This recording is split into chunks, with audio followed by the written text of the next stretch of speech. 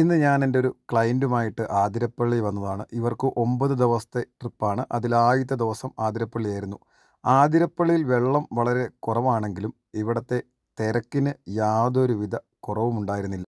ഇന്ന് ഞായറാഴ്ച ആയതുകൊണ്ടാണെന്ന് തോന്നുന്നു വളരെയധികം തിരക്കായിരുന്നു. സൂചി കുത്താൻ ഇടയില്ലാത്തൊരു സാഹചര്യമായിരുന്നു ഇന്ന് ആതിരപ്പള്ളിയിൽ. ഇപ്പോൾ ഞാൻ ഈ വീഡിയോ എടുക്കുന്ന സമയത്ത് അല്പം തിരക്കിന് ശമനം വന്നിട്ടുണ്ട്. കാരണം ഞാൻ തിരക്കെല്ലാം കഴിഞ്ഞിട്ടാണ് ഇങ്ങോട്ട് കയറി വന്നത്. നേരത്തെ ഈ ഭാഗത്തൊന്നും വണ്ടി ഇടാനേ പറ്റത്തില്ലായിരുന്നു. നമുക്ക് വണ്ടി ഇടാനോ ആളെ ഇറക്കാനോ ഒന്നും പറ്റത്തില്ലായിരുന്നു.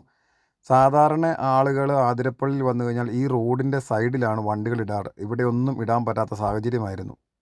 ശരിക്കും നടന്നു പോലും പോകാൻ പറ്റാത്ത സാഹചര്യമായിരുന്നു.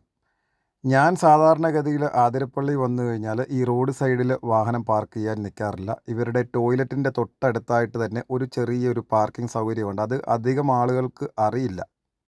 എന്നാൽ ഇനിയൊന്ന് മനസ്സിലാക്കി വെച്ചു. നമ്മൾ റോഡ് സൈഡിൽ പാർക്ക് ചെയ്യുകയാണെങ്കിൽ ചില സമയത്ത് നമ്മൾ വണ്ടിയുടെ അടുത്ത് ഇല്ല എന്നുണ്ടെങ്കിൽ മറ്റു വണ്ടികൾ ഉരസിപ്പോകാനും മറ്റു ആളുകൾ ചാരി വന്ന് നിൽക്കാനും സ്ക്രാച്ച് വരുത്താനൊക്കെ സാധ്യതയുണ്ട്.